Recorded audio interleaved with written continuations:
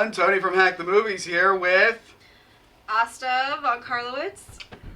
Clay von Karlowitz. Look, what a coincidence. We have the same last name. Weird. Yeah, they're brother and sister. We just saw... We like each other a lot in a weird way. Oh, but it's like, similar. It reminds me similar. of a certain movie. Yeah, a certain series. Yeah. Incest. Yeah, what is that called? Oh, Star Wars! Star Wars, right!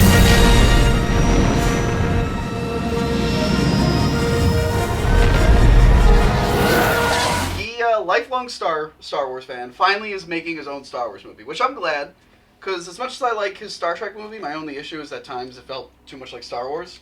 But he went on record saying, I really never was a fan of Star Trek, and I always loved Star Wars. In fact, he refused to direct Star Wars at first because he thought, how could I? Yeah, I'm too afraid. But because he is this is a movie that caters to this meta universe that we live in which we're all too aware. Yeah. So after a bottle of wine and a long night with Kathleen Kennedy, he changed his mind. Kathleen Kennedy's on fire lately and trying to get everything greenlit. Fire. And I guess we'll go over the storyline a little bit. Sure. Yeah. We might get into some spoilers, so just a little warning. Spoiler warning. Just a little warning. Princess Leia is now married to Admiral Akbar. Stuff like that we're going to spoil, so... There is an extended sex scene between her and Han. Yes, it is kind of graphic. All right. So basically, we start with. This movie is a reboot, but I think in the best sense, it follows the blueprint of A New Hope. Yeah. In that there's some sort of information that the Resistance needs to fight this power. Yeah. And so series of events. The droid has it. Yeah. And the droid is the BB-8, which is, I think, pretty awesome. Really, really great addition. The famous quote from George Lucas, which summed up every time he was too lazy to think of a new idea in the prequels. Again, it's like poetry, so if they rhyme, every stanza kind of rhymes with the last one. Hopefully it'll work. They used the plot to the first movie as kind of like a framework and told a new story. Yeah, but in a way it makes sense because, especially with world events and everything, history repeats itself. And it wasn't as superficial as the prequels when it was like, well, this guy got his arm cut off, so now this guy gets his arm cut off. It's like poetry, it rhymes. It made more sense for this one. Yeah, and also the reverse was we have this charming, swashbuckling pilot guy. Yeah, and Oscar Isaac. Oscar Isaac playing Poe Dameron, and he's the one that has to transfer this information to BB-8, and they already have this established relationship. And what I loved starting into it was you had the crawl first of all, which was chills. Yeah. But you also were going head first into develop people. There wasn't as much exposition as I expected or thought might have been necessary, but we BB-8 literally rolls in and snowballs all the characters together somehow. Yeah. So much like R2-D2 and C-3PO. Exactly. Then we meet this isolated character, which reminds us a little bit of Luke in the sense that... And she's kind of dressed like Leia. Yeah, and Mummy Cop. She's dressed like this. There's a show called Mummy Cop. I don't know if you've heard of it. Very well-known show. But she looks like Mummy Cop. And Princess Leia when she was in the bounty hunter disguise. Yeah, and what I liked also is that it showed the remains of the original. Oh yeah, there's cool wreckage everywhere. Oh Jesus.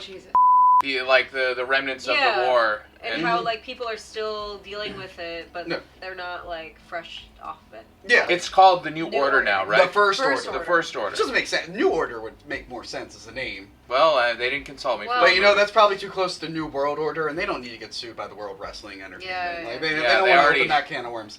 And then it leads us to the thrilling twist that we've all been waiting for, which is having what happens when a stormtrooper goes, this is messed up. Yeah, that was cool. We get a little bit, not a lot. We get a bit of the daily goings on of stormtroopers finally. Yeah, and you also see how they don't expect that people would be born with compassion. That if it's not taught, then they the stormtroopers are back to just being different people, not clones of Boba Fett's dad, which is stupid.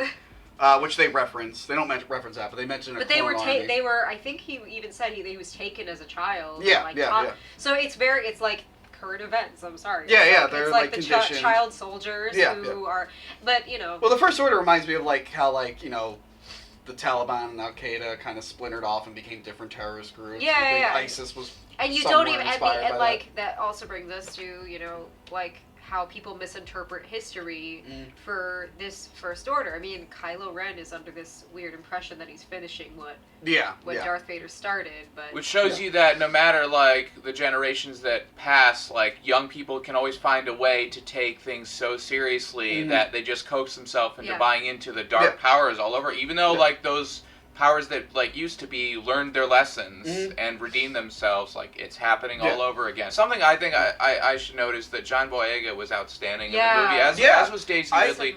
I really like these two new characters. I'm gonna compare this. I know you guys haven't seen it. I'm gonna compare this because they're kind of similar, like for the reasons they got made. But I'm gonna compare this to Jurassic World. They're both kind of continuing in a universe that we haven't been to in a while, and it's introducing us to new characters.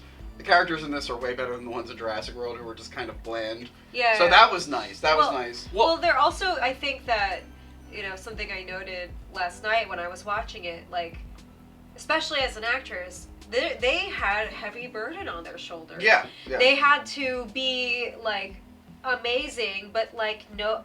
I hope that they get all the praise they deserve, because, honestly, they did a better job than... the first actors movie, that we love, not because they weren't great, but because they have to be good enough plus better in order to uphold this trilogy and get the torch passed to them, because we have to pass the torch now. We're moving past. There's all these legacy sequels that are being set up, and so they have to be interesting enough. And I mean, Rey seems to be like a mixture of the three. Yeah, very much so. And John Boyega seems to be like... He's like something new. I like him. He's something new, and he's also like the person who says like he's fed up with the status quo. And everything is fresh to him. Yeah. And also everything is fresh to Rey, which is why I think it's going to be so interesting seeing the two of them like interact more, whether that be love, whether that be like a adoptive brother-sister relationship. But either way, like both of them are seeing the world for the first time. Yeah. And the driving force of the movie is, where is Luke Skywalker? Yeah, where is Luke? We gotta find Luke. And when he's talked about, like, he's treated with a lot of reverence. Like, it's almost as if he's, like, the keeper of the Force. Yeah. And, like, so it is important. Like, he's very important to the story. It's just that, like, it's not necessarily, like, him front and center. That's not what the movie is about. It's about the journey. Yeah, but also, like, given his family history and given, like, the history of his father disappointing and like all sorts, he has the biggest blow because he did not finish his training and he seemed to have started to train someone else. Also, I mean, he can consult ghosts, but that's why they said Snoke manipulates. The whole reason he disappears is because he tried to train new Jedis. Yeah, and then this asshole Snoke, whoever he is, totally just like fucked over one of his students, and it just blew the whole thing up. And like Obi-Wan, he's retreated in order to like to preserve like whatever he has to give. Well, they say he's like looking for the original Jedi temple. Yes. Like he's searching for that, and maybe like he still believes obviously in the Jedi. He has a force renewal because at this point, like he had in the original trilogies, he ignored advice, and now he's going, I have to stop everything because this is getting out of hand, and I need to like reflect deeply, even if that costs me emotionally. Yeah. Eventually, our new characters interact with the old characters. Yeah, and it's a nice integration. It's used. I know. I was like terrified that Harrison Ford was in this. I was getting like Kingdom of the Crystal Skull flashbacks, but he's used very appropriately. Yeah, and he seems to have like a new energy to going back to his original an energy character. that was sorely missing in Return of the Jedi. Where he was just kind of like, he just got out of carbonite. But he's like, all right, I guess I'm hanging out with teddy bears. Why did I agree to do this? They don't just assume since time has passed that he is somehow like now this like closed-minded kind of serious guy who's like, no, I'm so or I'm so changed. Like he's very much like Han Solo. Yeah. He's back to being a smuggler, which he hasn't been. But like as I think he and Leia acknowledged at some point in the movie, they both went back to what they knew best, what they did best, and like that's what makes them who they are. But they also like Han, like you see him sharing like what he knows with this new generation. And Leia was used appropriately. Yes. It's a good natural progression for her character. I always assumed she would become like a political leader, but they made her like just a general in the army, which makes more sense actually. Nitpick, like, I do wish, like, we would have seen a little bit more banter between her and Han. Yeah. I guess there just wasn't enough time for it. Yeah, I said, they may have deleted the sex scene. Captain Phasma didn't get as much love as I thought she was going to get. Yeah, she's mostly Boba Fett. Yeah, but maybe in the next two, she has some kind of an arc. That's what's so interesting about the Star Wars universe and Star Wars fans is, like, there's all that fan fiction out there. Yeah, the there's spin-offs. all these spin-offs, and like every little character feels fleshed out, and you feel like there's more to them that you want to know. Yeah. I mean, even the extras seem like, oh my gosh, what's their story? Like, why are they? Yeah, and I love there are more old characters that show up, and it's just funny to see where they are now. Like Akbar's still there. Yeah. Lando's friend, wife. Yeah. Son, I don't know. The double cheek guy, he's now an X-Wing pilot, or it might be someone who's just in his same alien, but I just want to assume it's him. Yeah. I like that he's still hanging around. Yeah, and he looks just as confused as ever. Yeah. He's flying the X-Wing, he's like, oh. This is another example of how this did better than Jurassic World. Like, J.J. Abrams was, and I knew he would do this. Yeah.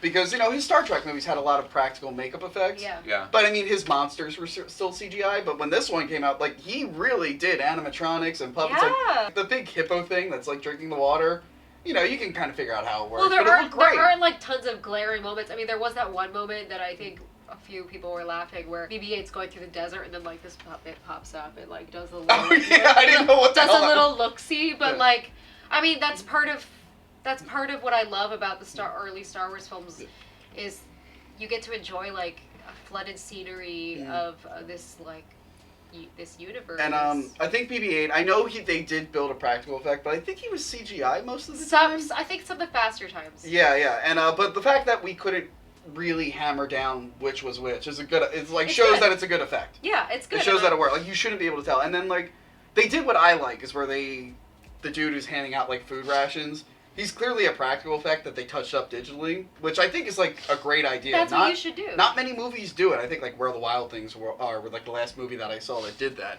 And I thought that was really smart. The acting was solid, which is something that the dialogue in the earlier films and then laughably over theatrical in the prequels. But here I'm glad they sound like normal people again.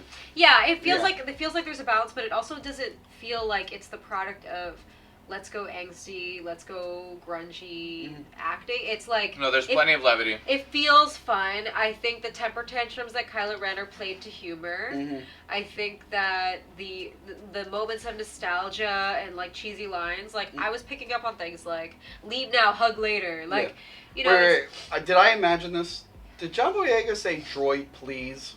I think he When the robot was like, did he go, droid, please? Maybe he did. I just imagine that? You might have imagined. I mean... Because that was one of the things where that's almost as bad as, like, C-3PO in Attack of the Clones going, this is such a drag.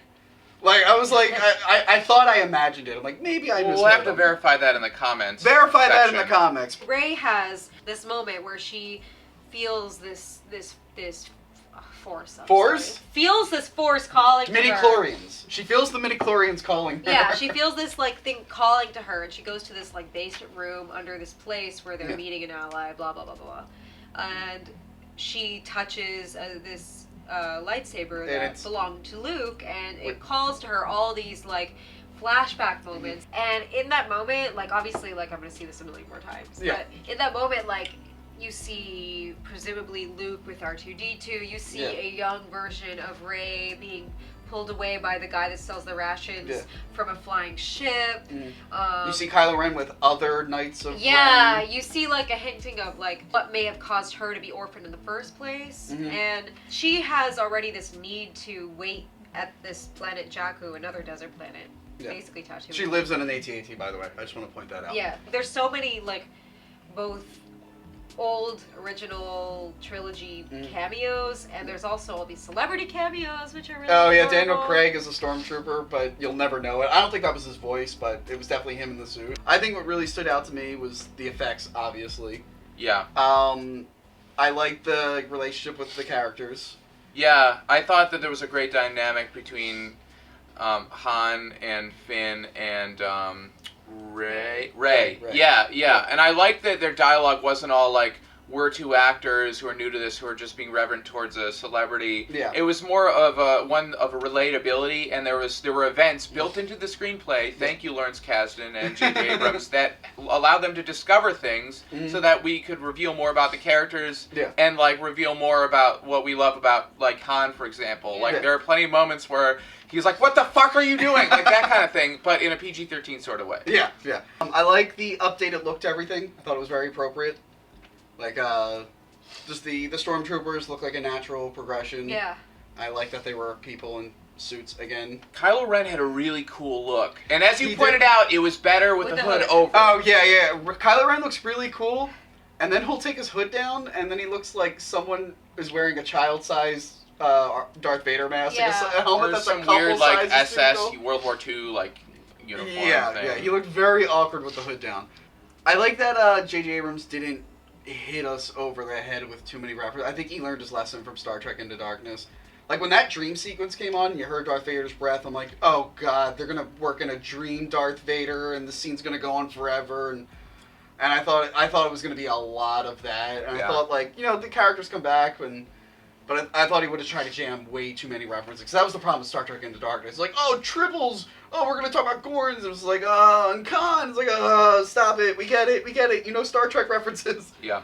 But this seemed more just like a coherent story. It had little references, but it didn't dwell on them. It didn't point them out.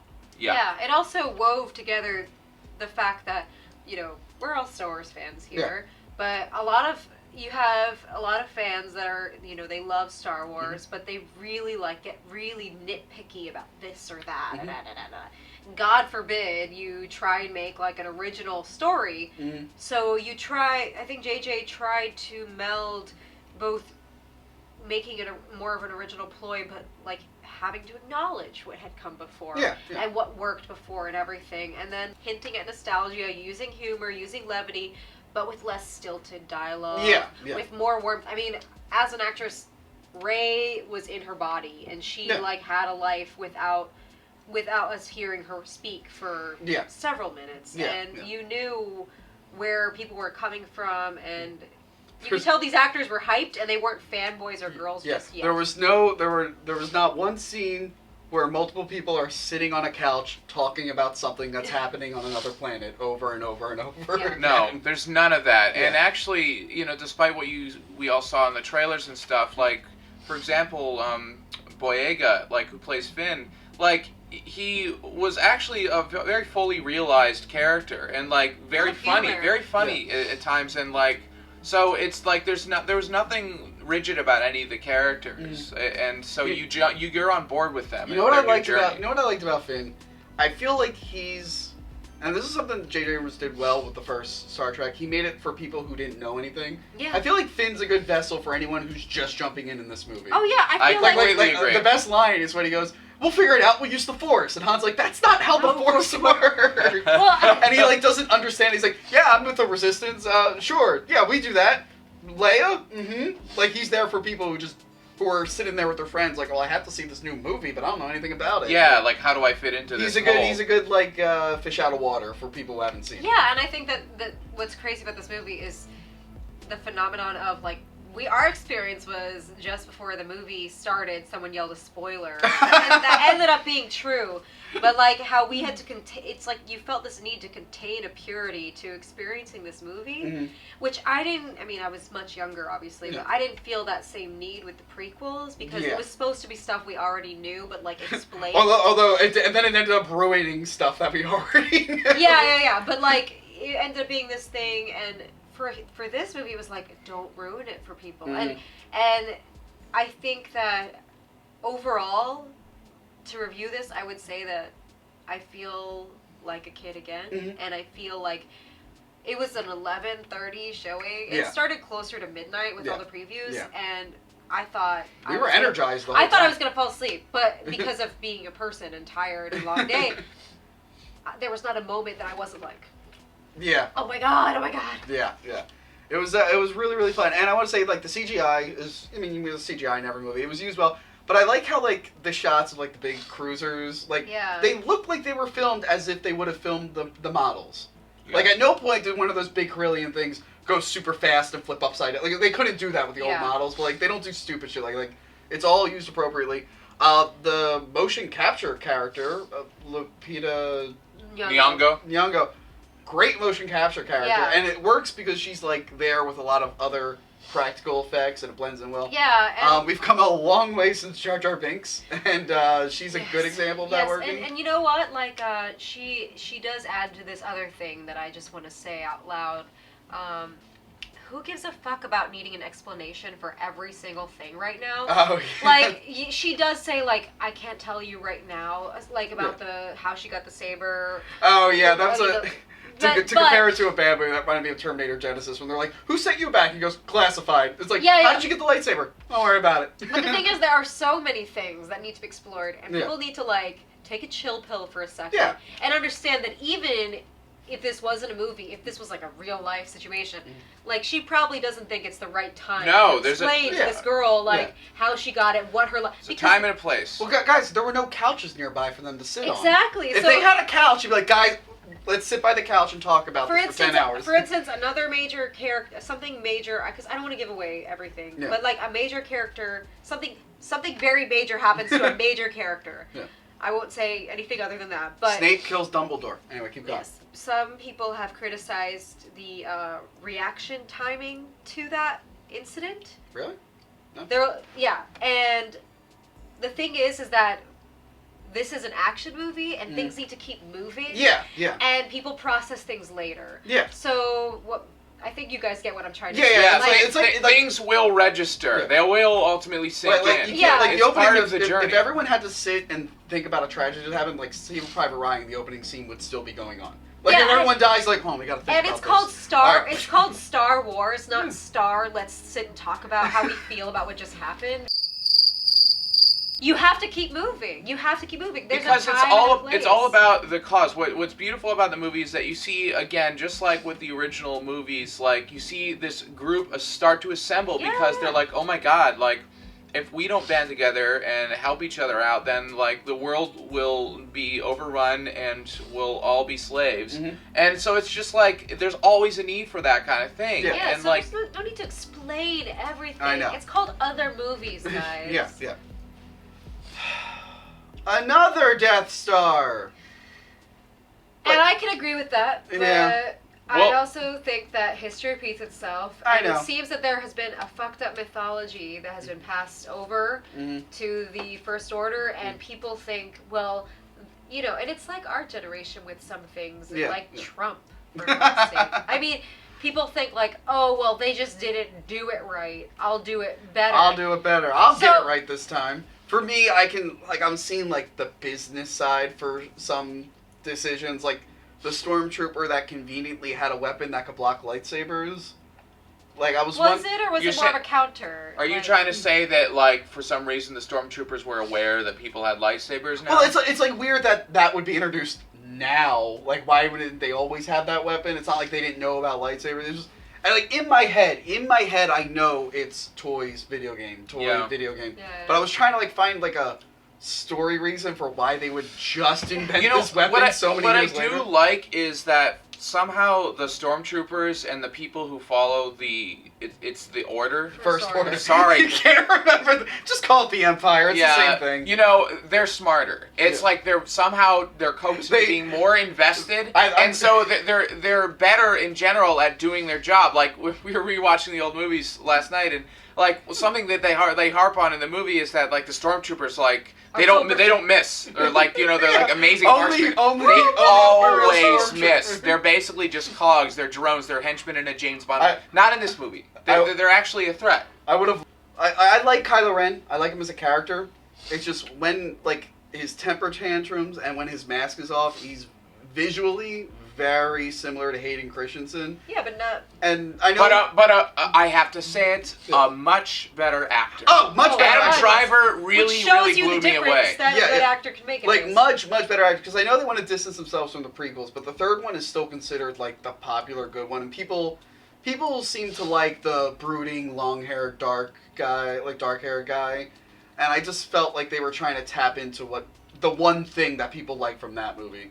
And then I guess the big thing was there's not enough Lobot. He's not in the movie. I feel like Lobot was like a essential cog in the machine of the original trilogy. And to just forget his character. I actually got to catch a train, Tony.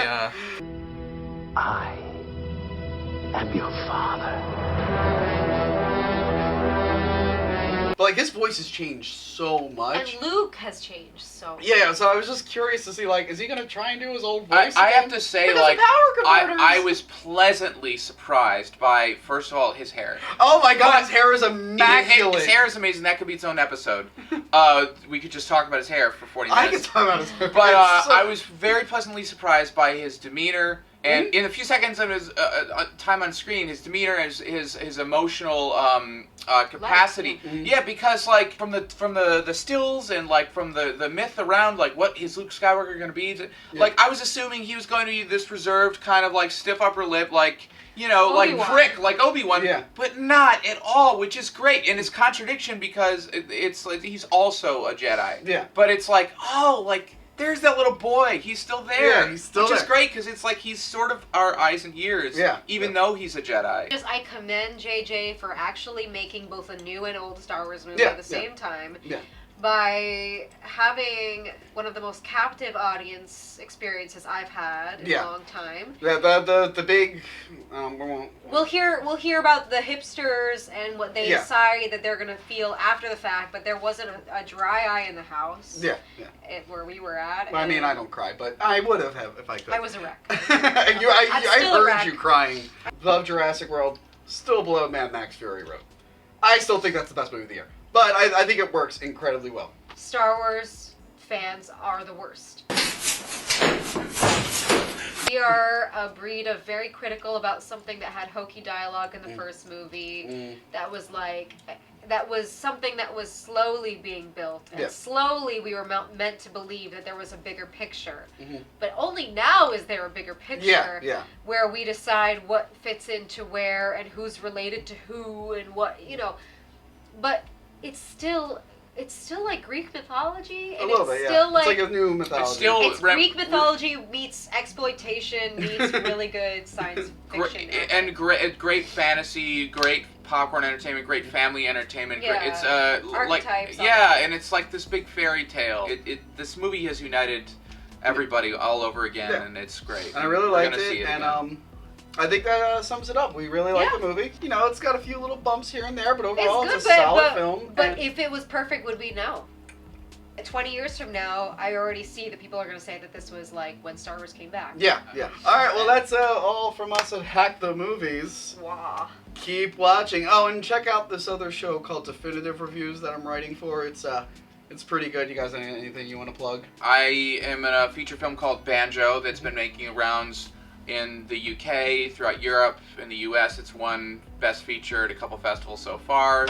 Hopefully it will be showing in some more festivals on the East Coast. Much like Star Wars, I had it spoiled for me, but I'm still excited to see it. Yeah, no, and actually, like, you saw a scene that I haven't actually seen myself. I didn't actually. No, I haven't seen it. Watch Under Inspection. It's a fantastic web series. I'm in it. One last thing, check out the Mummy Cop 70 special. It involves all of us. Yes. And I think you'll really like it. And may the Force be with you. And live long and prosper. Oh, fuck you.